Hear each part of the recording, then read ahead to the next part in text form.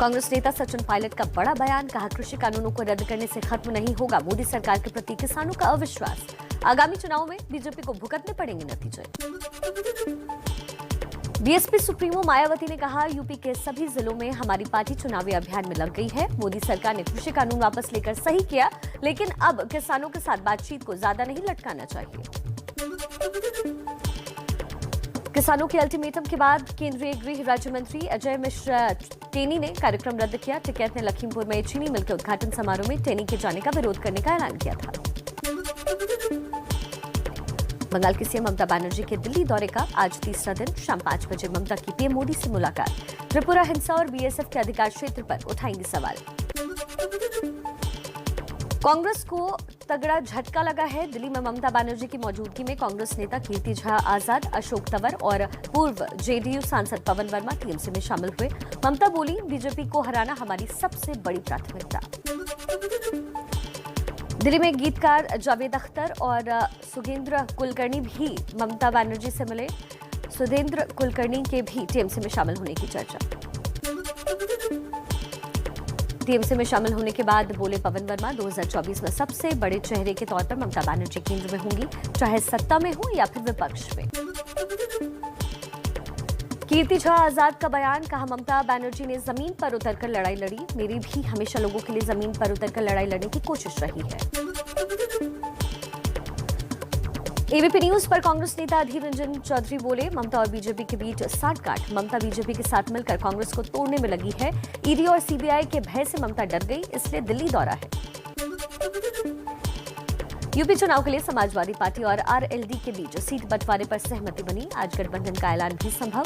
अखिलेश यादव का ट्वीट, लिखा जयंत जी के साथ बदलाव की ओर। जयंत ने लिखा बढ़ते कदम। सूत्रों के मुताबिक आरएलडी को समाजवादी पार्टी 30 से 35 सीट दे सकती है। जयंत चौधरी ने डिप्टी सीएम का पद भी मांगा है। समाजवादी पार्टी के संस्थापक मुलायम सिंह यादव बोले, देश में महंगाई, बेरोजगारी और भ्रष्टाचार सबसे बड़ी समस्या। यूपी के लिए समाजवादी पार्टी ने सबसे ज्यादा काम किया।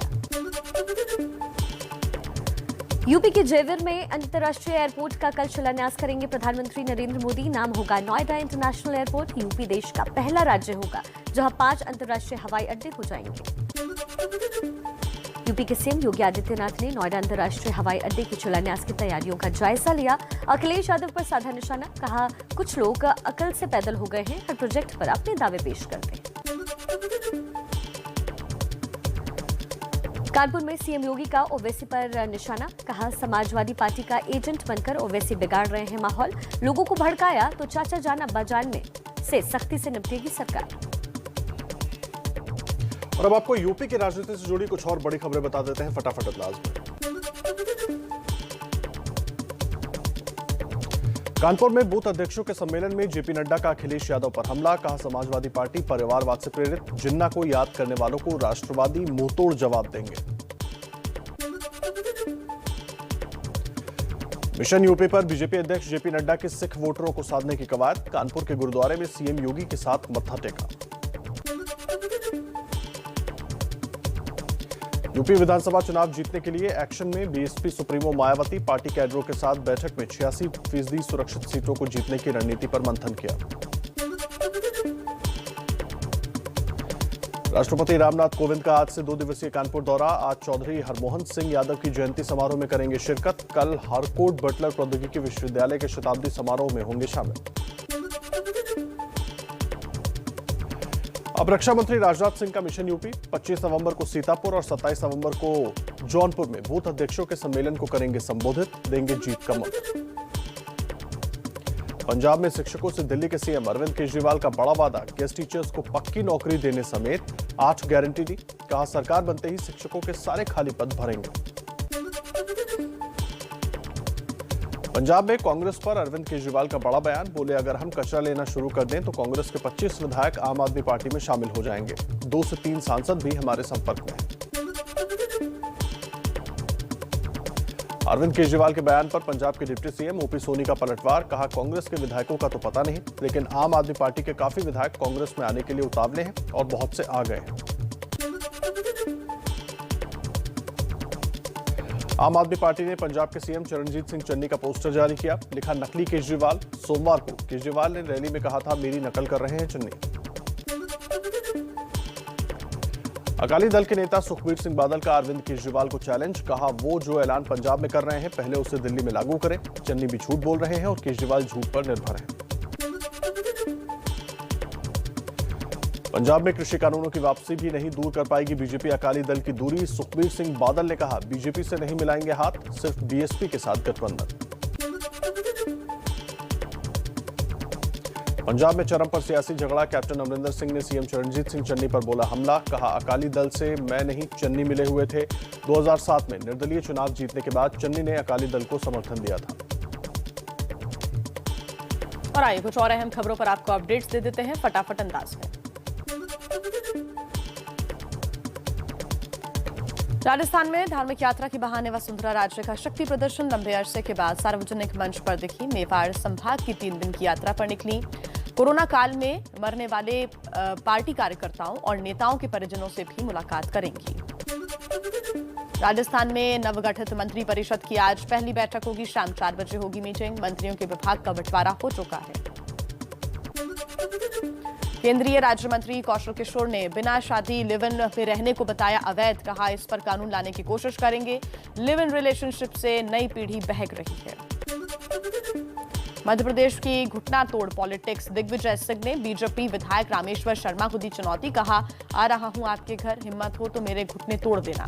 शर्मा ने कहा था, अगर आपके घर कोई कांग्रेस नेता आए तो घुटने तोड़ देना। आज बिहार में नीतीश कुमार के 15 साल के शासन का जश्न मनाएगी जेडीयू। एक साथ 40 जगहों पर कार्यक्रम का आयोजन। जनता के बीच रिपोर्ट कार्ड पेश करेंगे। केंद्रीय मंत्री नितिन गडकरी आज जम्मू कश्मीर को देंगे सौगात। जम्मू संभाग में 5000 करोड़ की 25 हाईवे परियोजनाओं की नींव रखेंगे। डोडा में होगा मुख्य कार्यक्रम। जम्मू कश्मीर को केंद्र सरकार का केंद्रीय प्रशासनिक अधिकरण यानी कि सीएटी का तोहफा। केंद्रीय मंत्री जितेंद्र सिंह ने श्रीनगर में कैट की दूसरी बेंच का उद्घाटन किया। तो वहीं राज्य के 7 लाख से ज्यादा कर्मचारियों को होगा इससे फायदा। कांग्रेस नेता मनीष तिवारी की किताब पर कोहराम। आतंकवाद पर अपनी ही पार्टी को घेरा। किताब में लिखा, मुंबई हमले के बाद भारत को तेजी से कार्रवाई करनी चाहिए थी। बीजेपी प्रवक्ता गौरव भाटिया का कांग्रेस पर निशाना। कहा, तत्कालीन यूपीए सरकार ने देश की सुरक्षा से खिलवाड़ किया। कांग्रेस को देश की चिंता नहीं। मनीष तिवारी ने किताब में सच कबूला है। कांग्रेस नेता अधीर रंजन ने मनीष तिवारी की किताब पर कहा, कांग्रेस राज्य में आतंक के खिलाफ कड़े फैसले लिए गए। मनीष तिवारी के विचार निजी हैं। कांग्रेस नेता सलमान खुर्शीद की किताब सनराइज ओवर अयोध्या के मामले पर आज दिल्ली हाईकोर्ट में सुनवाई। प्रकाशन और बिक्री पर रोक लगाने की याचिका दाखिल की गई है। त्रिपुरा मामले में ममता बनर्जी को सुप्रीम कोर्ट से झटका। कल होने वाले स्थानीय निकाय चुनाव टालने से कोर्ट का इनकार। टीएमसी ने राजनीतिक हिंसा का हवाला देकर चुनाव टालने की मांग की थी। दिल्ली एनसीआर में प्रदूषण पर आज फिर सुप्रीम कोर्ट में सुनवाई। पिछली सुनवाई में सुप्रीम कोर्ट ने प्रदूषण को रोकने के प्रयासों को लेकर असंतोष व्यक्त किया था। दिल्ली के सरकारी दफ्तरों में वर्क फ्रॉम होम खत्म करने और स्कूलों को फिर से खोलने पर आज केजरीवाल सरकार लेगी फैसला। पिछले कुछ दिनों से प्रदूषण के चलते बंद हैं स्कूल्स और सरकारी दफ्तर। झारखंड की राजधानी रांची में पीटी परीक्षा के नतीजों को लेकर अब असफल छात्रों ने मार्च निकाला। छात्रों के बेकाबू होने के बाद पुलिस ने किया लाठीचार्ज।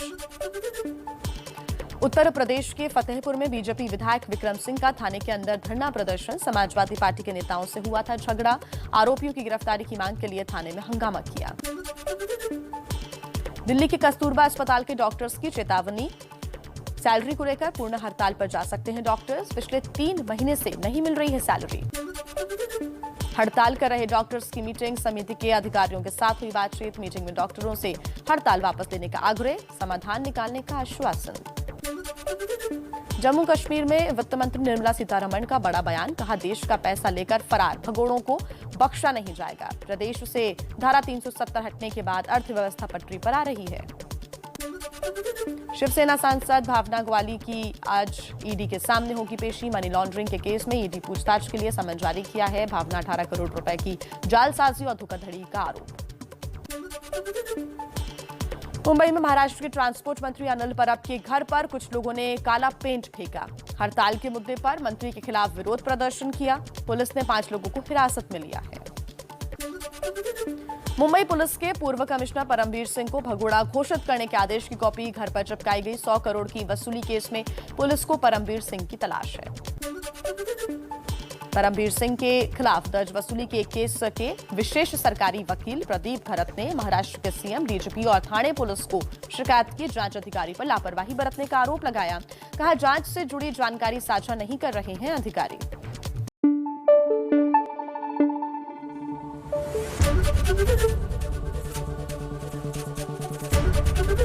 एबीपी न्यूज आपको रखे आगे।